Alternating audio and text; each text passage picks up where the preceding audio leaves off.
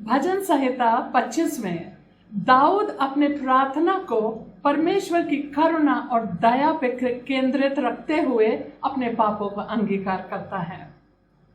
वह परमेश्वर से कहता है कि मेरे पापों को स्मरण न कर।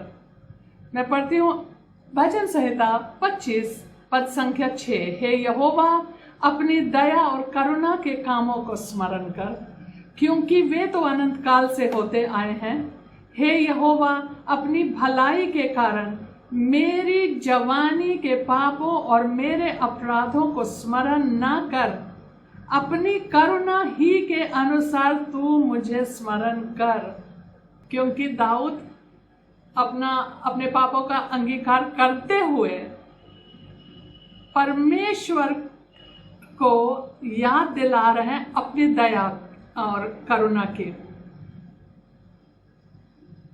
वो दाऊद दूसरे जगह पे कहता है कि मैं पाप में पैदा हुआ हूं, क्योंकि वो जानता है मेरे अंदर बलवा है और मैं मेरी जवानी के पापों को स्मरण न कर गई यहोवा।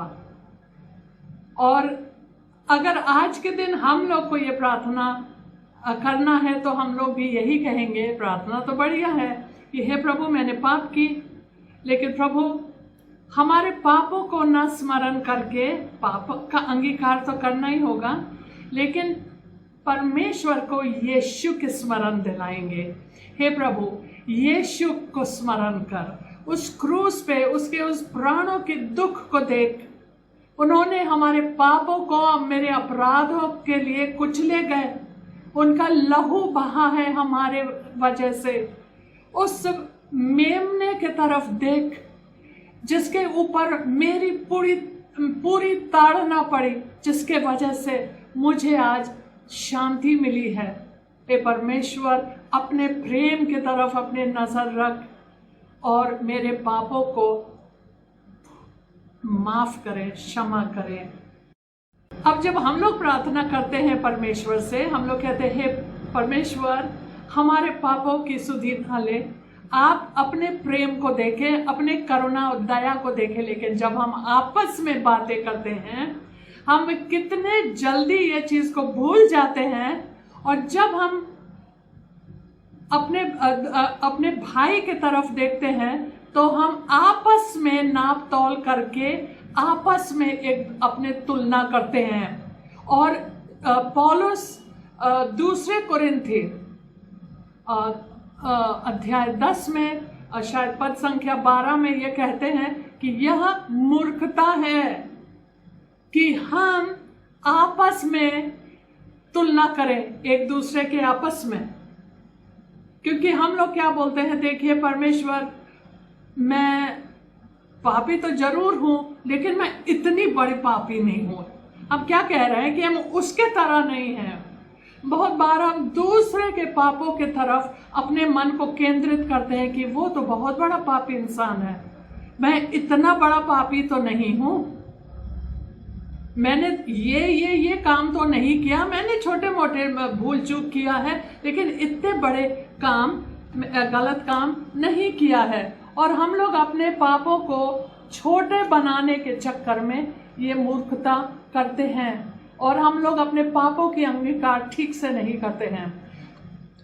हम लोग उस वक्त भूल जाते हैं कि जो अपराधी होता है, हर इंसान अपराधी होता है और हर एक मनुष्य परमेश्वर की महिमा से रहित है। और हम सब पापी हैं। बस ये है, कोई बड़ा पापी है, कोई छोटा पाप करता है, कोई, लेकिन पाप पाप होता है ना। इसलिए परमेश्वर कहता है जब तुमने ये तय किया है कि हम व्यवस्था के अनुसार चलेंगे तो पूरा व्यवस्था करना है, लेकिन हम लोग अनुग्रह के द्वारा चल रहे हैं। हम लोग को इन सब चीजों के बारे में क्या करना है, इसके पाप बड़े हैं, मेरे पाप छोटे हैं। परमेश्वर के नजर में पाप पाप होता है। बड़ा पाप छोटा पाप नहीं देखता है, पाप होता है। तो हर एक बिंदु पे उस व्यवस्था को पूरा करना जरूरी होता है। अब ये मेरे साथ चलिए लूका रचित सुसमाचार में अध्याय 18 में हम देखेंगे दो लोग, पर यीशु मसीह ने फरीसी और चुंगी लेने वाले का एक दृष्टांत बताया है, बहुत अच्छा दृष्टांत है। और उसमें लिखा है कि एक फरीसी थे, ये लूका 18 पद संख्या 11 में पढ़ूंगी, 11। फरीसी खड़ा होकर अपने मन में यो प्रार्थना करने लगा, हे परमेश्वर, मैं तेरा धन्यवाद करता हूं कि मैं दूसरे मनुष्यों के समान अंधेर करने वाला, अन्यायी और व्यभिचारी नहीं, और ना इस चुंगी लेने वाले के समान हूं। ऐसे लग रहा है कि वो फरीसी अपने पापों का अंगीकार करने के लिए नहीं, वरन वो चुंगी लेने वाले के पापों का अंगीकार कर रहा है। ऐसा नहीं है कि वो अपने बारे में बता रहा है, अभी तक वो अपना ही तारीफ कर रहा है। पद संख्या 12 में, मैं सप्ताह में 2 बार उपवास रखता हूं, अपना तारीफ कर रहा है परमेश्वर के सामने। परमेश्वर के सामने कौन अपना गुण गा सकता है, लेकिन ये गा रहा है ये फरीसी का मानसिकता है। मैं सप्ताह में 2 बार उपवास रखता हूं, मैं अपनी सब कमाई का 10वांश देता हूं, परंतु चुंगी लेने वाला का प्रार्थना सुनो। वह दूर खड़े होकर, पद संख्या 13 में, स्वर्ग की ओर आंखें उठाना भी ना चाहा। मतलब उसका दिल एकदम दीन था, विनम्र दिल का इंसान था। वो जानता है कि मैं पापी हूं, और उन्होंने छाती पीट पीट कर कहा, हे परमेश्वर, मुझ पापी पर दया कर। यीशु ने कहा, मैं तुमसे कहता हूं कि वह दूसरा नहीं, परंतु यही मनुष्य धर्मी ठहराया जाकर अपने घर गया। ये कह रहे हैं कि फरीसी धर्मी नहीं ठहराया गया क्योंकि उसने अपने पापों का अंगीकार कहाँ किया। अगर आपको किसी को अपना आदर्श बनाना है तो वो चुंगी लेने वाले को से अपना तुलना क्यों कर रहे हो? पौलुस कहता है ये तो मूर्खता है, सही में मूर्खता है कि मैं उनके समान नहीं हूं। बहुत से लोग सोचते हैं मैं बड़ा धर्मी हूं, मैं इनके समान तो नहीं हूं, ये तो बहुत बड़े पापी हैं। ये गलत प्रार्थना है, गलत मानसिकता है। अगर हमें अपना तुलना किसी से करना है तो याद रखिए कि तुम्हारा बुलावा क्या है कि तू यीशु के समानता में और उन्हीं के तरह ढल जाएं।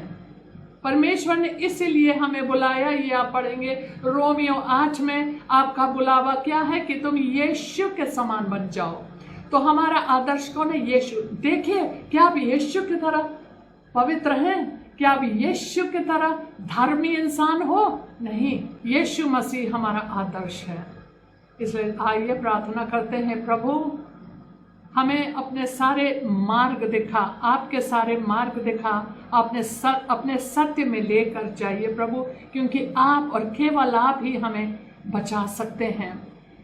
हमारे सारे पापों को क्षमा कर हमें पवित्र बना, और पवित्रता में और परमेश्वर की भय में हमें सिद्ध कर दे, और हमारे अंदर से, मांस से और आत्मा के सारी मलिनता को हटा दे। ये प्रार्थना हम यीशु मसीह के नाम से मांगते हैं, आमीन। आप सबको जय मसीह।